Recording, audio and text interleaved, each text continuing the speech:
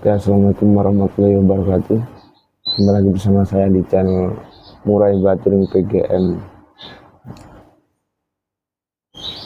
Jadi kali ini saya mau berbagi tips tentang murai batu. Jadi kunci kesuksesan dalam murai batu. Jadi yang pertama-tama kalian itu untuk teman-teman dalam merawat burung itu kita harus senang, kuncinya yang pertama. Yang kedua, kita itu harus teliti. Yang ketiga, harus telaten. Jadi kita harus mengenali karakter burung yang sedang kita rawat. Jadi ada yang bilang kunci sukses murai batu itu 75% dari burung, yang 25% dari perawat. Jadi kalau menurut saya tidak seperti itu. Ada yang mungkin sebagian seperti itu, ada yang tidak. Nah, kemungkinan bisa dikatakan seperti itu mungkin dulu ya. Kalau sekarang beda. Karena sahabat kicau pecinta burung untuk saat ini, ketika mereka rawat pasti dari misalpun dari trotolan, semua itu udah pasti dimasterin, entah masteran hidup ataupun HP. Jadi nggak bisa seperti itu ya. Kalau zaman dulu kan mungkin belum begitu mengenal MP3 ya kan. Jadi punyanya masteran itu aja, burung-burung hidup. Jadi nggak punya masteran mewah. Kalau sekarang kan pakai HP bisa, nah, seperti itu. Jadi kalau menurut saya burung untuk saat ini semua burung itu mewah, nggak ada yang mewah. Memang kalau untuk karakter ada yang factor, ada yang sedang dan low factor. Jadi low factor itu kurang factor. Jadi kembali lagi ke perawat burung. Jadi kita harus tahu dan mengamati karakter burung kita masing-masing. Jadi kalau untuk burung yang over factor, kita harus kita tahu karakternya dia, ataukah dari mandinya ataupun dari embunnya. Jadi kita harus kenali karakter burung kita dari EF-nya. Itu pun kalau burung over factor kita nggak apa namanya, jangan terlalu banyak lah untuk pemberian jangkrik. Jadi definisi jangkrik itu hanya untuk penstabilan burung ya, agar dia itu stabil gacor tapi nggak terlalu gacor. Kalau terlalu gacor pun nantinya ketika dibawa ke lomba dia akan bawaannya terlalu emosi, bisa kemungkinan seperti itu. Jadi dia nggak mau ngadu dengan suara tapi maunya ngadu dengan fisik. Nah, untuk jangkrik itu kita bisa sesuaikan. Jadi untuk settingan lomba itu beda sama untuk settingan rumahan ya. Kalau settingan rumahan itu terserah. Untuk pemberian jangkrik itu mau dijor berapapun, 9, 5 ataupun 10, nggak apa-apa sih, seperti itu. Terus bang,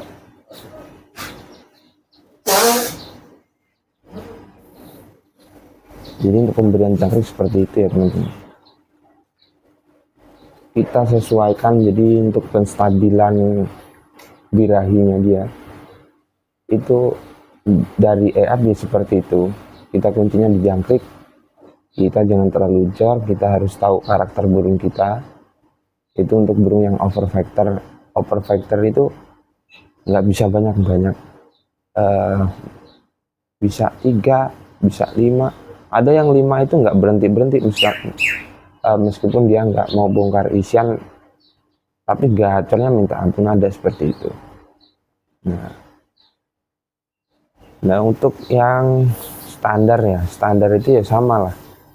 Jadi untuk yang factor kelas medium Ya rata-rata yang pernah saya alami burung yang kelas medium itu di kisaran angka 7 sampai 5. Jadi kalau yang over factor itu mungkin paling banyak 5, 3, ada yang nggak pakai jangkrik juga ada.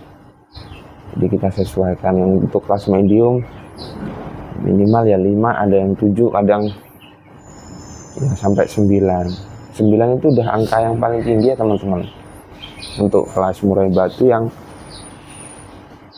faktornya medium.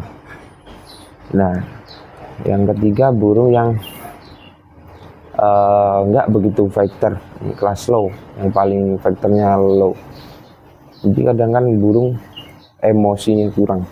Ini kita harus jangkriknya ya di hariannya kita harus agak lumayan tinggi ya, mungkin di kisaran 7 sampai 9, bahkan ada yang lebih dari itu, ada yang 11, 13, 15. Jadi kalau pemberian jangkrik itu rata-rata saya pakai ganjil, ada yang genep cuman berapa, paling 8 cuma itu. Selain itu nggak pernah, ya paling 3, 5, 7, 9. Nah yang 8 itu kalau saya feeling sih, jadi feeling itu angen-angen lah, dirasa 8 itu cukup sedang ya sudah. Jadi untuk teman-teman itu juga pengamatan burung yang dipelihara juga harus mengamati benar-benar, jadi burung ini maunya gini, ini jangkriknya segini kan gitu.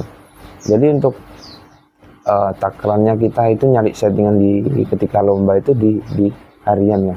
Jadi untuk semua karakter burung, untuk mencari yang over factor, medium, sama yang low factor. Low factor itu faktornya kurang. Jadi kita mencari settingannya itu di harian. Jadi coba kita naikin, kita tambahin 2, misal pun kita kasih 5 nih, harian nggak begitu ya gacor, cuman nggak buang isian, jadi kita tambahin 2 gitu, ataupun tambahin 5. Nah, kita nyari settingannya di situ.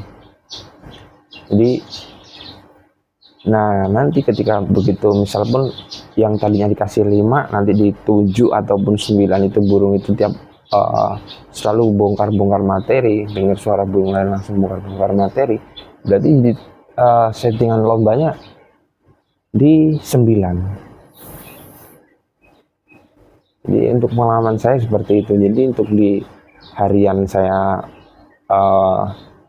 standarin, jadi H-3 itu udah mulai dinaikin.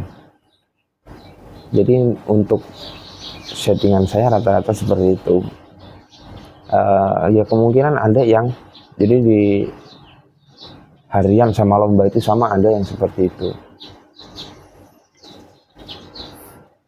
Tapi kalau yang saya alami rata-rata karakter burung itu enak di jangkriknya harian di standarin, nanti H-3, 21 ada penambahan, jadi 2. Nah nanti pas di hari H kita kasih jangkrik itu di setelan harian lagi, kita balikin lagi. Jadi hariannya misal pun 5, H-3 kita tambah 2, ya kita juga di H-3 itu kita setel, kita amati burung kita.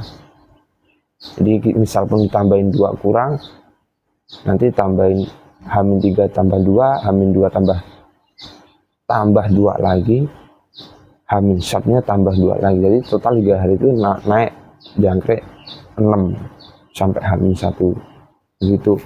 Di hari hanya kita balik lagi ke setelan harian. Nah seperti itu.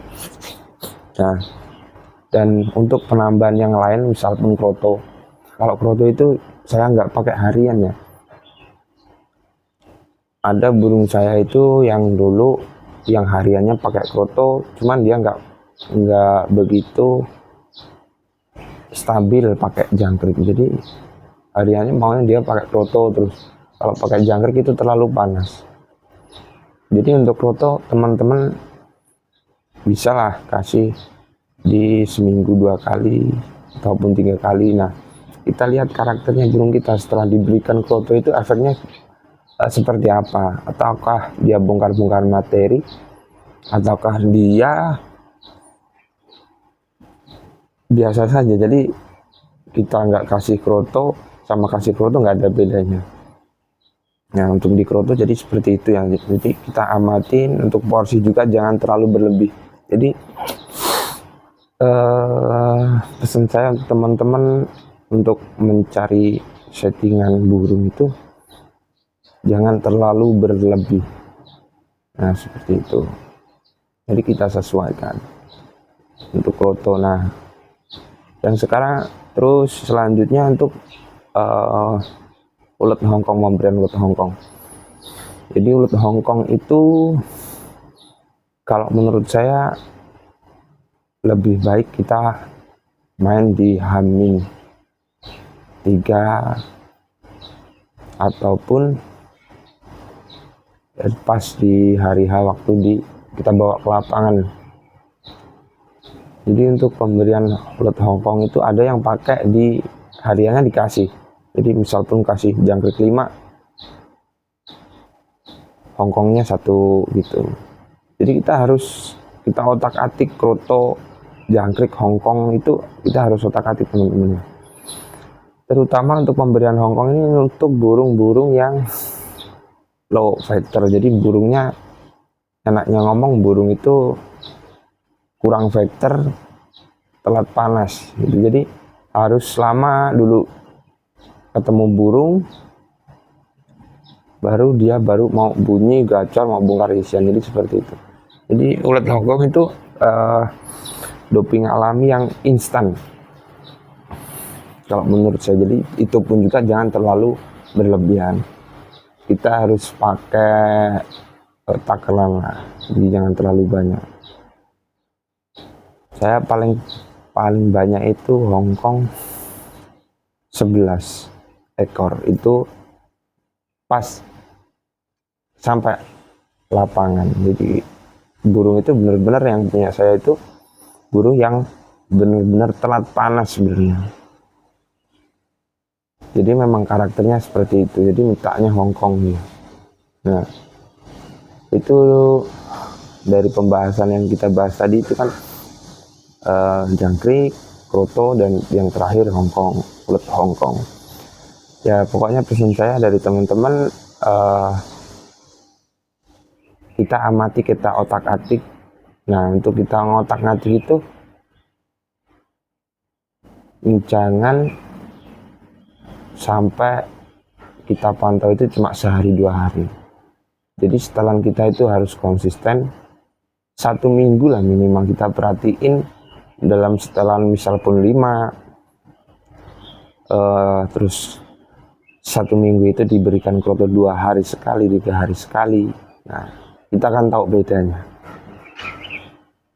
Tapi jangan campur-campur kalau menurut saya. Kalau jangkrik sama kroto ya jangkrik sama kroto aja. Kalau jangkrik sama Hongkong ya jangkrik sama Hongkong aja gitu. Jadi kita biar enak nanti mengamatin burung yang kita sedang setting. Jadi jangan campur-campur. Jadi kalau campur-campur kita terlalu sulit untuk mengamati burung yang kita rawat. Dan yang selanjutnya untuk fisik itu kita cukup berikan di umbaran ya. Umbaran itu bisa setiap hari, ataupun kalau misalkan burung teman-teman banyak itu bisa seminggu 3 kali. Jadi apalagi untuk burung yang low factor itu lebih baik. Jadi kita taruh burung di situ biar menambah factornya. Dia punya wilayah. Jadi kan kalau burung itu kan punya wilayah teritorial kalau di alamnya sebenarnya. Jadi dalam lingkup berapa radius berapa ratus meter nanti ada burung lagi gitu. Jadi untuk menambah vektor umbaran itu yang penting jangan dikasih lihat sama burung yang lain, jadi cukup satu itu. Jadi untuk di umbaran, di fisik lebih baik, jadi kita sesuaiin. Jadi kan yang pernah saya alami, ada burung yang jinak itu biasanya, burung jinak paling jinak itu biasanya sulit untuk di fisik. Jadi kita gebrak untuk terbang itu biasanya paling sulit. Itu jangan dipaksakan. Kalau burung seperti itu nanti bawaannya dia langsung stres. Jadi jangan sampai seperti itu. Jadi kalau ada yang belum bisa di fisik ya kita fisik. Jadi perlahan 50. Nanti hari kedua 100 tambah lagi. 150 tambah lagi. Kalau di rumah saya itu kan kebetulan kepalan saya jungkat-jungkit nih. Jadi 1 menit itu sekitar 7 kali terbangan 1 menit, durasi 1 menit itu nanti saya biarin di situ sampai sejam berarti sekitaran 420 kali terbang di umbaran 5 meter. Jadi kita sesuaikan, jadi nggak langsung 1 jam ya, 25 menit terus nanti 45 menit terus nanti baru 1 jam. Kalau saya seperti itu. Dan untuk pengumbaran, karena burung di rumah saya itu burungnya banyak, jadi ya mungkin di umbaran itu cuma 2 jam. Setelah saya fisik saya biarin 1 jam udah. Jadi kita sesuaikan lah, apalagi kalau burung di rumah itu tunggal terus ada umbaran satu, itu lebih baik ya teman-teman. Nah itu untuk di fisik dan di umbaran ya. Dan yang selanjutnya kita bahas untuk kembali di porsi embun. Jadi burung itu kan rata-rata kalau menurut saya burung itu lebih enak di embun. Jadi embun itu banyak manfaatnya. Jadi yang pertama untuk penstabilan burung, kedua untuk menambah fighter, yang ketiga untuk napas itu karena udara pagi itu kan masih bagus. Jadi seperti itu. Jadi kalau ada yang burung bisa prestasi sampai tingkat nasional nggak pakai embun sama sekali, ada, cuman kita kan sesuaikan. Jadi prinsip orang itu kadang kalau bisa burung itu ngikut kita. Nah, tapi kalau menurut saya ada saatnya seperti itu. Jadi yang pertama kita nyesuaiin, oke lah kita ngikut burung. Nah yang selanjutnya burung itu ngikut kita. Jadi seperti itu teman-teman. Jadi nggak harus ini saya setting segini kamu harus gini-gini, nggak bisa. Jadi kita harus menyesuaikan lah. Jadi kita lihat burung kita dulu, nanti nah kalau burung itu udah kita ketemu setelan, baru kita setelan dia itu harus ngikut kita. Nah seperti itu, ada kalanya seperti itu teman-teman. Untuk pengembunan, nah itu sangat bagus manfaatnya, banyak manfaatnya, menambah vektor suara, penstabilan, nah emosi itu lebih stabil. Yang kedua penjemuran. Untuk penjemuran kita sesuaikan ya teman-teman ya, kita sesuaikan durasinya. Dan untuk yang mandi juga kita sesuaikan. Jadi untuk yang overfeeder burung ini, kalau menurut saya mandi pagi itu lebih sering ya. Tapi selama saya bermain burung, mandi itu kalau burung yang overfeeder cukup pagi aja. Mungkin saya beli durasi yang lebih sering, setiap hari kemungkinan seperti itu. Jadi nggak pernah saya kasih mandi sore ataupun malam untuk yang burung-burung benar-benar over, karena dampaknya mandi sore atau malam itu untuk menurunkan birahi itu lebih cepat. Jadi lebih amannya kita mandi di pagi hari.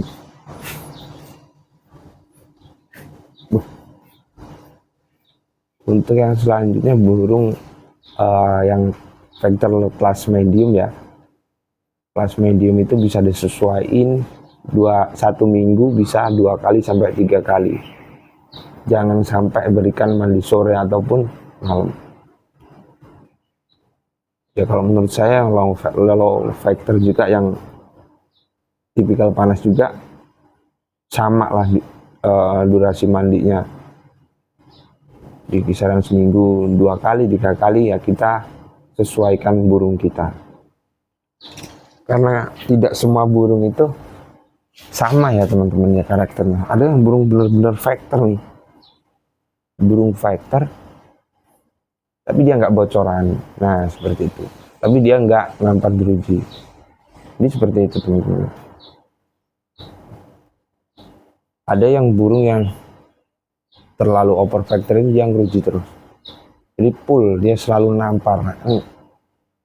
Itu yang kita amati burung-burung kita. Ada punya saya itu burung itu kalau dengar burung langsung ngetrak-ngetrak gitu kan, cuman dia gua lantas bunyi enggak.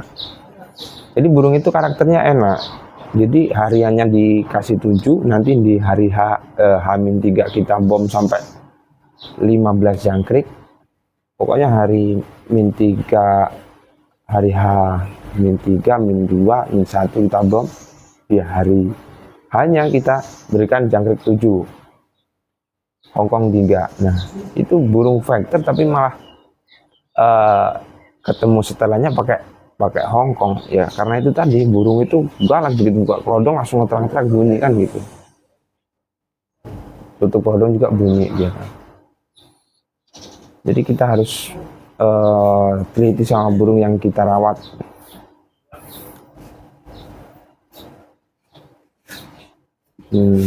Untuk durasi mandi, nah untuk kerodong nih, setelah mandi pengembunan, jemur, mandi udah untuk pengkerodongan. Jadi untuk burung yang khusus untuk yang over, yang setelah saya amati ini khusus untuk yang over ya, jadi burung itu nggak pernah saya kerodong. Jadi harian nggak pernah saya kerodong, nggak kasih lihat, saya kasih lihat sama masteran pun nggak saya kasih lihat. Jadi dia cukup sendiri, saya gantung, nggak pakai kerodong, cukup seperti itu. Jadi jangkrik udah, jangkrik, kroto, pemberian EF, ulat Hongkong udah, pengumbaran udah, terus pengembunan, penjemuran untuk pemandian, dan yang selanjutnya untuk pemberian vitamin. Vitamin yang sering saya pakai itu minyak ikan, itu juga kita sesuaikan. Jadi kita ambil suntikan, kita suntikan ke jangkrik, jadi seperti itu.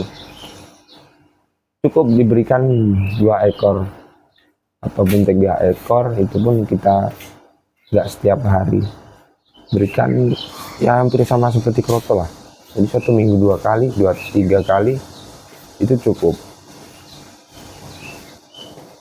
Yang lebih mahal itu lebih bagus kalau menurut saya untuk di minyak ikan ya.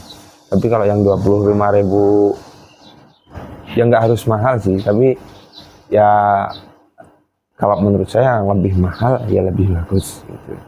Mungkin kadarnya lebih tinggi kan dia. Jadi nggak apa-apa untuk teman-teman beli yang eceran itu yang isi 5 biji, ataupun beli yang 1 kotak isi 1 botol kecil itu isi 25, itu nggak apa-apa, semua bagus. Jadi itu kan untuk tambahan vitamin lah yang jelas gitu. Dan yang untuk pemasteran, jadi kalau pemasteran itu mau masteran hidup ataupun MP3, kalau menurut saya lebih efektif MP3. Karena apa? Jadi MP3 itu kita bebas pilih lagu, di YouTube kan banyak. Jadi masteran mewah itu kan banyak di YouTube kan, seperti itu. Jadi kita bisa bebas pilih. Nah, kuncinya satu, biar kita lebih efektif, Jadi cukup kita berikan satu ya 1 minggu, 1 bulan ya tergantung teman-teman lah, ataupun 1 bulan kita cukup berikan 2 burung aja, ataupun 3 ya, maksimal 3 lah. Itu pun nggak langsung lanjut terus kena, misalkan cililin, kenari, labet, jangan dibikin seperti itu ya teman-teman, agar dia hasilnya maksimal. Jadi usahakan yang pertama kita cari masaran yang jernih. Terus untuk tembakan ataupun desetan itu yang panjang, di minimal 4 detik lah. Di contoh cililin itu tembakan kalau ada ya tembakan yang 10 detik. Nah untuk labet minimal ya 10 detik, jadi jangan terlalu panjang juga.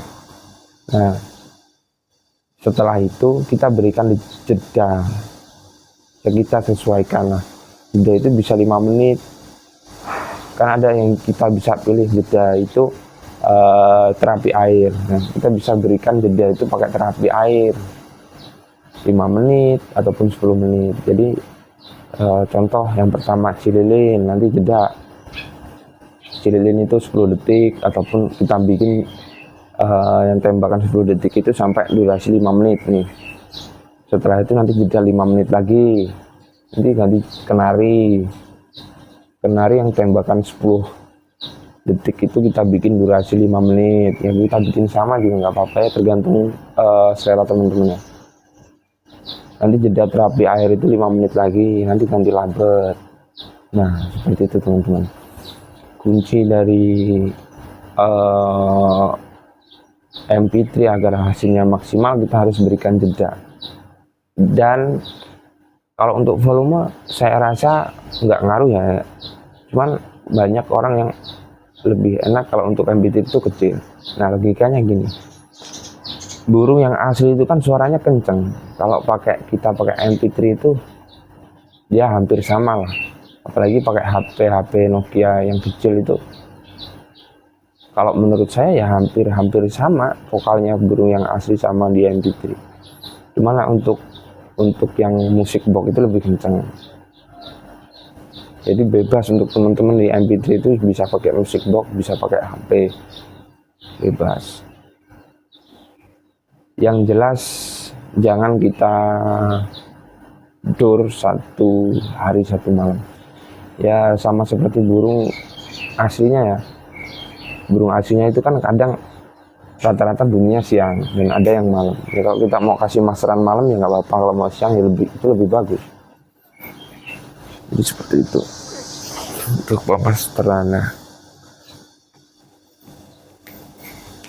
Jadi mungkin seperti itu yang bisa saya sampaikan.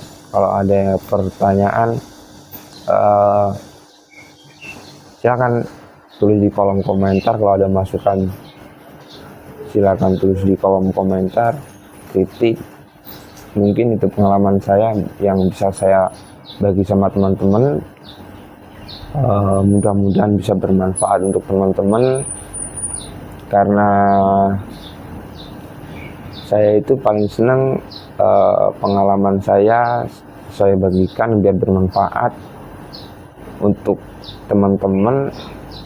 Dan saya bisanya di dunia burung ya saya bagikan pengalaman saya biar teman-teman itu bisa merasakan kepuasan setelah merawat burung. Karena yang kita cari di burung itu kan yang pertama kita untuk hiburan di rumah, yang kedua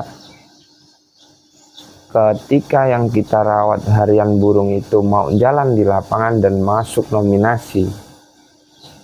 Nah itu adalah poin plus untuk teman-teman.